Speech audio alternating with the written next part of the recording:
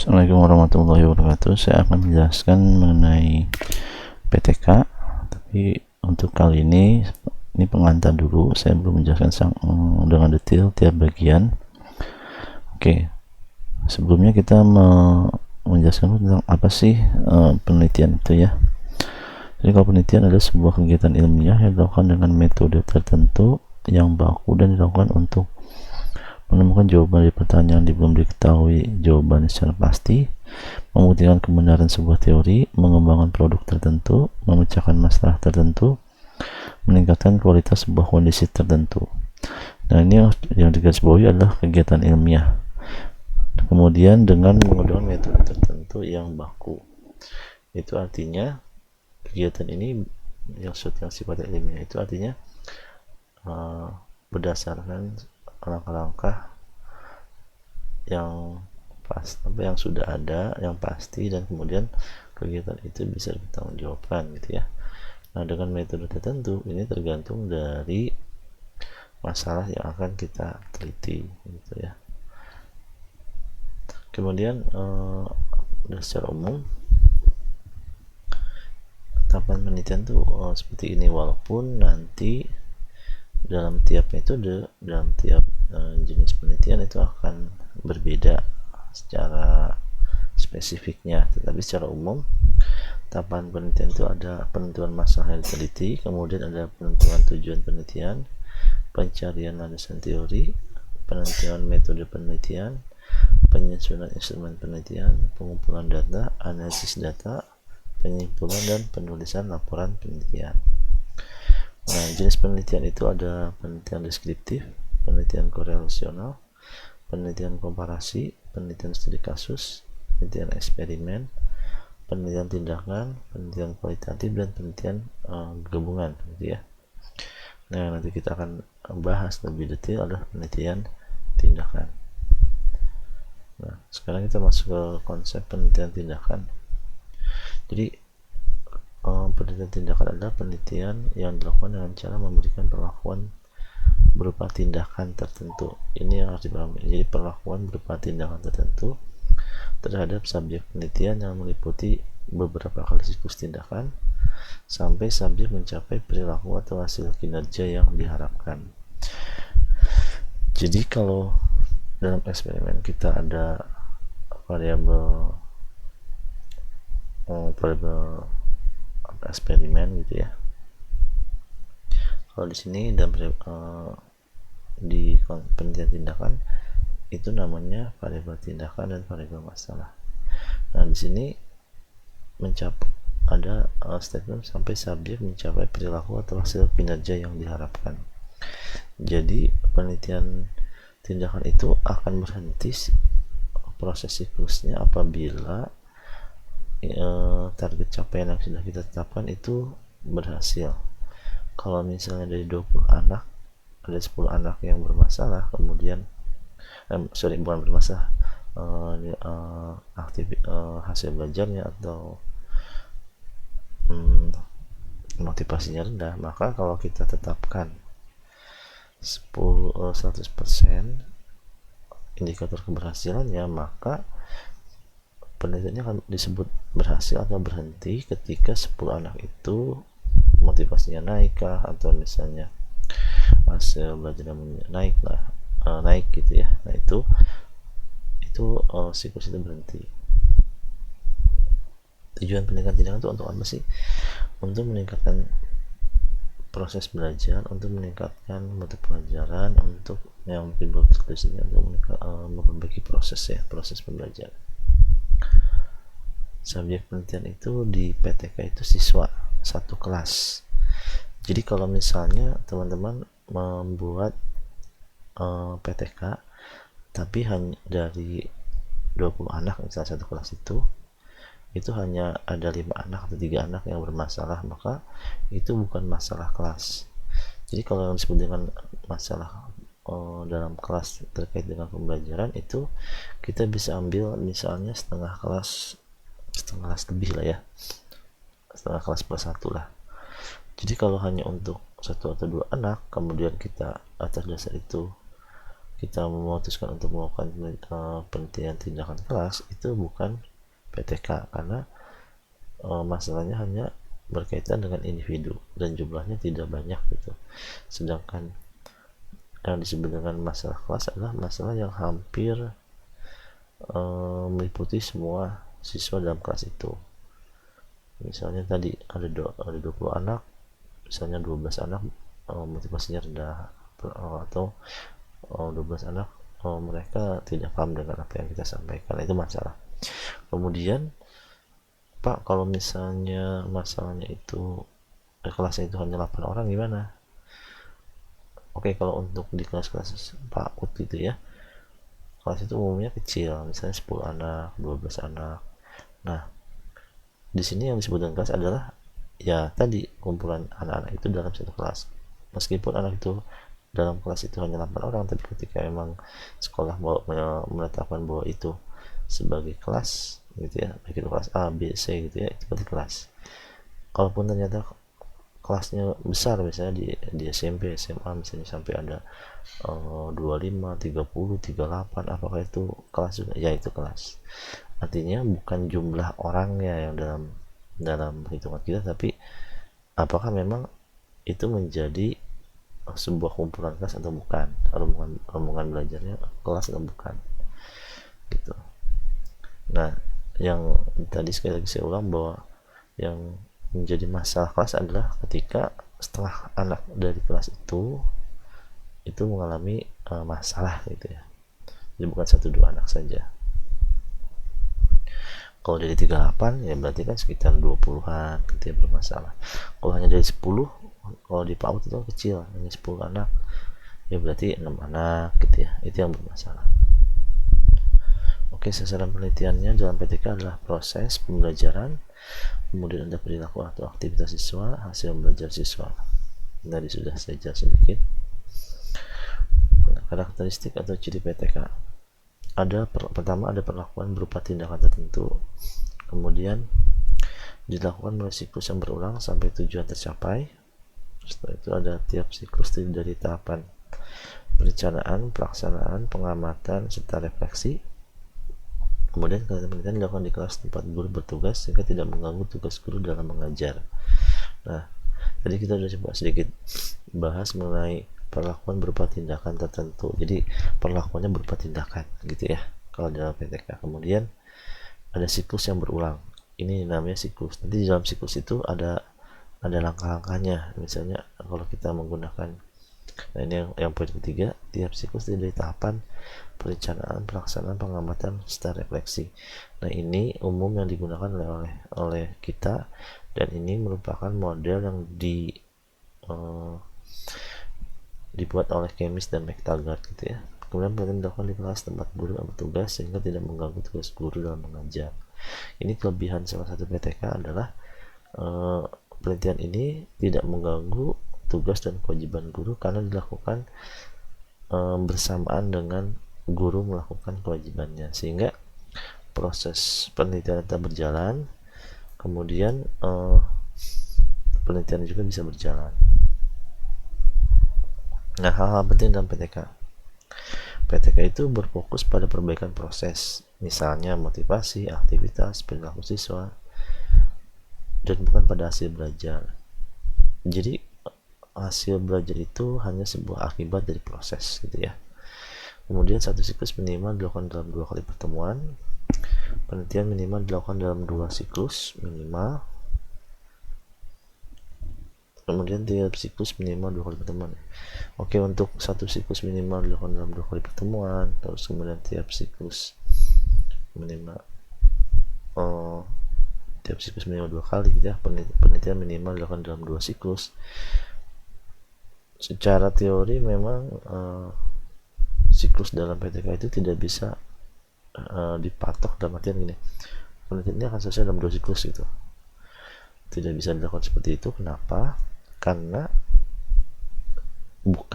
patokannya bukan siklus, tapi keberhasilan dalam mencapai target yang sudah ditetapkan. Contohnya gini, ketika kita menetapkan 10 anak ini harus kita perbaiki itu ya dengan menggunakan model belajar tertentu, Tapi setelah 2 siklus kita lakukan ternyata belum berhasil, berarti siklus itu akan bertambah. Masih juga masuk siklus 2, berarti bertambah ke dalam siklus 3. Atau sebaliknya, kita sudah merencanakan ini atau bukan merencanakan, udah menduga ini kayaknya bakal 3 siklus. Tapi ketika sudah 3 siklus jalan, ternyata indikator keberhasilan yang sudah kita tetapkan tidak tercapai, maka berlanjut gitu ya. Sebelum 3 siklus, baru 2 siklus sudah tercapai, maka ya berhenti gitu. Jadi indikator berhenti tidaknya satu siklus dalam PTK bukan dalam bentuk perencanaan awal bahwa kalau 3 siklus akan 3 siklus, kalau 4 siklus akan 4 siklus gitu, bukan, tapi dari indikator yang sudah kita tetapkan gitu ya. Nah, kenapa ini kadang-kadang peneliti membuat ini kan perencanaan saja. Oh, ini dalam satu siklus ini misalnya ada 2 nih, kemudian kita buat 2 siklus nih gitu ya, itu supaya si peneliti punya patokan gitu ya. Dan untuk siapa yang menentukan dalam satu siklus 2 kali pertemuan, itu peneliti juga dan kolaborator. Bisa nggak Pak 4 atau 3 atau 5 gitu? Bisa, itu tergantung dari pertimbangan si peneliti lagi ya. Nah, ini memang nanti tergantung dari proses pelaksanaan itu sendiri dan hasil refleksi ketika kita memutuskan untuk berhenti atau lanjut 2 kali pertemuan atau 3 kali pertemuan. Oke, nanti kita akan lebih detail jelaskan. Kemudian, nah, karena yang ketiga dilengkapi dengan lampiran yang meyakinkan. Nah, gini, karena PTK itu tidak merupakan penelitian yang ahli, sebagian ahli bilang ini full kualitatif, tapi ada juga yang bilang bahwa PTK itu merupakan campuran antara mix ya, antara kuantitatif dan kualitatif, maka lampiran-lampiran berupa yang sifatnya kualitatif itu sangat penting. Misalnya ada lembar pengamatan, catatan lapangan, kalau surat izin keterangan, saya pikir itu semua gitu ya, RPPH. Tapi untuk contoh hasil ulangan tugas, catatan lapangan, dan lembar pengamatan itu sangat mencirikan kualitatif sekali gitu ya. Oke, kemudian ini contoh saja. Misalnya nih, ini general tapi belum detail ya. Pas guru ngajar hari Senin itu banyak anak yang ribut dan tidak memperhatikan pelajaran, akibatnya tidak paham. Nah, kemudian Selasanya si guru itu bercerita dengan temannya gitu ya. Nah, diskusi kira-kira kenapa nih anak-anak nggak mau memperhatiin ini gitu ya. Nah, setelah itu hasil dari diskusi itu adalah ide untuk menggunakan metode atau media tertentu. Nah, dibuatlah perencanaan, hari Rabunya diterapkan ya. Hari Rabunya dibuat perencanaan, hari Kamis Jumatnya itu diterapkan. Nah, terus hari Sabtunya si guru ini melakukan refleksi gitu. Ini secara umum ya, karena nanti ada refleksi siklus, ada refleksi pertemuan. Nah, di sini dilihat, oh ternyata ini kekurangannya, kemudian dilanjutkan lagi. Itu gambaran, kalau ini gambaran secara umum tentang gimana sih PTK itu berawal gitu ya, kemudian bentuk pelaksanaan gimana dan refleksi gimana. Tapi nanti ini akan lebih detail saya bahas dalam pertemuan yang berbeda. Oke, ini tadi yang saya bilang ini model siklus penelitian tindakan. Ini contoh yang tadi, kalau kita dalam bentuk siklus, misalnya pas hari Senin itu ada masalah ya, kemudian dia dengan guru atau teman sejawatnya, kolaboratornya, atau dengan teman guru yang lain diskusi kira-kira gimana nih untuk menyelesaikan masalah anak-anak yang suka tidak memperhatikan, hampir satu kelas tidak memperhatikan. Oh, idenya gini, mulailah dibuat perencanaan gitu ya. Oke, perencanaan. Dalam perencanaan diputuskan akan dilaksanakan misalnya 3 kali pertemuan. Misalnya ini hari Senin, berarti Rabu, Kamis, Jumat pelaksanaannya. Nah, dalam PTK ketika kita melaksanakan penelitian, kita juga melakukan pengamatan. Makanya ini ada garis yang seperti ini, garis putus-putus ini untuk artinya untuk memberitahu bahwa proses pelaksanaan itu dilakukan bersama dengan pengamatan. Siapa yang melakukan pengamatan? Kita sebagai peneliti, kemudian dibantu oleh kolaborator. Itu rekan sejawat ya, yang dalam kelas. Nah itu usahakan guru yang lebih memahami sehingga kita dapat masukan. Nah setelah kita selama 3 hari ini bisa melakukan penelitian, nah kita melakukan yang namanya refleksi siklus. Nah refleksi siklus itu untuk melihat apakah perencanaan yang kita, hasil pelaksanaan yang kita lakukan itu sudah sesuai atau belum. Nah kalau belum gimana nih? Oh berarti harus ada perbaikan lagi nih, kita lanjutin ke siklus 2. Nah di siklus 2 ini kita rencanain lagi apakah dalam siklus 2 akan sama lagi. Kalau di siklus 1 tadi 3 kali pertemuan, apakah harus sama? Bisa sama atau bisa tidak. Misalnya di sini berdasarkan pertimbangan hanya 2 kali atau 2 hari, 2 kali pertemuan, dilakukan lagi 2 kali pertemuan, kemudian direfleksi lagi. Nah setelah direfleksi pertemuan siklus 2 ternyata udah berhasil nih, udah mencapai target, berarti selesai. Kalau ternyata belum selesai juga hasil refleksi, lanjut lagi, muter lagi, seperti itu. Nah masalah awal tuh apa aja sih biasanya? Jadi kita harus melakukan kajian terhadap kondisi awal tentang masalah yang dihadapi siswa dalam pembelajaran. Jadi targetnya ada yang menjadi subjeknya adalah siswa dalam konteks belajar dalam kelas gitu ya. Kemudian kita brainstorming untuk memunculkan ide atau gagasan dengan teman, bagaimana memperbaiki kondisi, bagaimana memecahkan masalah, bagaimana meningkatkan mutu pembelajaran. Nah yang tadi ini penjelasan secara lebih detailnya. Menyiapkan metode di siklus 1 itu kita melakukan namanya perencanaan. Apa yang direncanakan? Ini contoh ya. Menyiapkan metode atau model tindakan yang akan diterapkan sesuai masalah, menuliskan skenario dalam bentuk RPP atau RPPH. RPP itu untuk misalnya PGSD, SMP, SMA. RPPH itu untuk untuk PAUD, TK gitu ya. Menyiapkan sarana pembelajaran yang diperlukan untuk mendukung tindakan, menyiapkan instrumen pengumpul data. Ini untuk apa? Untuk melakukan pengamatan, untuk wawancara, untuk angket, menyiapkan calon pengamat tindakan. Ini yang disebut dengan kolaborator. Nah ketika sudah direncanakan, kita melakukan proses tindakan. Nah kita dalam tindakan itu ngapain sih?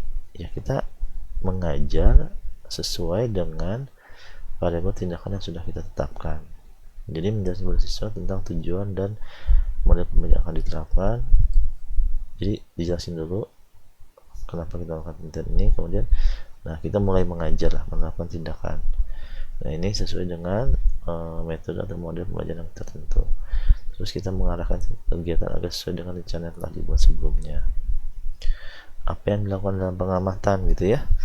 Mengamati dan mencatat hal-hal penting dalam proses pembelajaran, meliputi kesesuaian antara rencana dan pelaksanaan metode atau model pembelajaran. Mengamati dan mencatat perilaku atau aktivitas siswa, termasuk respon siswa dalam melaksanakan metode atau model pembelajaran diterapkan.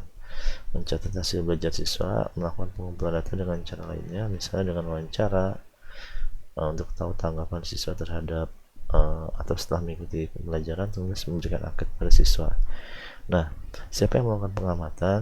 Sekali lagi, si peneliti juga melakukan pengamatan dibantu oleh kolaborator. Jadi dalam kelas itu ada 2 orang, peneliti gitu ya, atau guru yang melakukan proses pembelajaran, kemudian ada orang lain yang membantu mengamati, ya di sini kolaborator.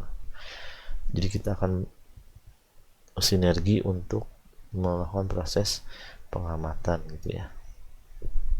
Nah terus ada kegiatan refleksi. Nah selama proses pelaksanaan dan pengamatan itu kan kita mengamati ya, kemudian setelah proses pembelajaran juga kita melihat hasil belajarnya gimana, terus kita kita bisa wawancara siswa. Nah dari hasil pengumpulan data berupa observasi, wawancara, dokumen, terus kita kaji. Jadi mengkaji hasil pengumpulan data, terus kita lihat kesesuaian antara data yang satu dengan data yang lain, data wawancara, data pengamatan, data hasil belajar gitu ya. Itu lihat hasil kesesuaiannya ya, antara kenyataan yang diharapkan dengan antara kenyataan dan yang diharapkan.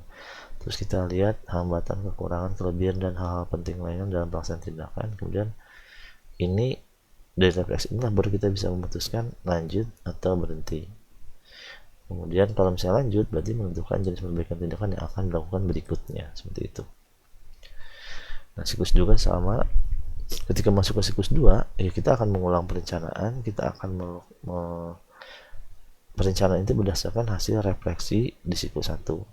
Kemudian kita akan melakukan pelaksanaan berdasarkan hasil perencanaan, terus mengamati tadi pelaksanaan tadi. Nah, sekali lagi antara pelaksanaan dan pengamatan dilakukan bersamaan, kemudian kita melakukan yang namanya refleksi.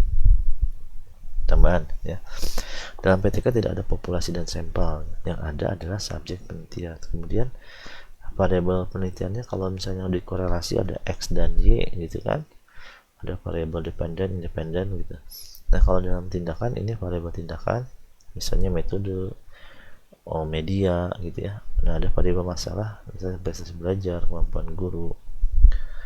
Nah, beberapa ahli mengatakan tidak ada hipotesis, yang ada adalah kerangka berpikir pemecahan masalah atau peningkatan mutu. Tapi ada ahli juga yang bilang bahwa ada hipotesis, tapi namanya hipotesis tindakan gitu ya. Tindakan apa yang dengan guru? Sekali lagi nih, ada bisa aja pada tindakan itu berupa penerapan metode atau model pembelajaran, kemudian penerapan sistem penilaian gitu ya, masih banyak lagi. Nah, misalnya model pembelajaran apa aja sih yang disebut model aktif? Ada pembelajaran kooperatif, misalnya jigsaw, make a match, think, pair, share. Ada pemecahan masalah, tutorial sebaya terbimbing, ada permainan, kartu, kotak berjajar gitu ya. Nah, apa yang kita persiapkan untuk penelitian? Yang pertama, kita akan melakukan kajian atau kajian kondisi awal sebelum penelitian dilakukan. Kemudian kita akan mengkonstruk gagasan atau pemecahan masalah atau peningkatan mutu pembelajaran. Kita akan menentukan latar belakang. Kita menentukan dulu latar belakangnya, rumusan masalahnya apa, manfaatnya apa. Itu masuk ke bab 1. Mengkaji teori yang melandasi tindakan itu bab 2. Menentukan metode penelitian itu bab 3. Kemudian kita juga menyiapkan instrumen, menyiapkan sarana yang diperlukan untuk mendukung pelaksanaan penelitian. Ketika kita habis melakukan penelitian, kita melakukan tindakan yang sudah direncanakan sebelumnya gitu ya. Kemudian melakukan pengumpulan data, mengumpulkan data sesuai jenisnya, dan mengolah data dan memberi makna. Setelah itu baru kita menuliskan laporan penelitian. Oke, saya pikir cukup teman-teman untuk pengantar PTK. Terima kasih. Assalamualaikum warahmatullahi wabarakatuh.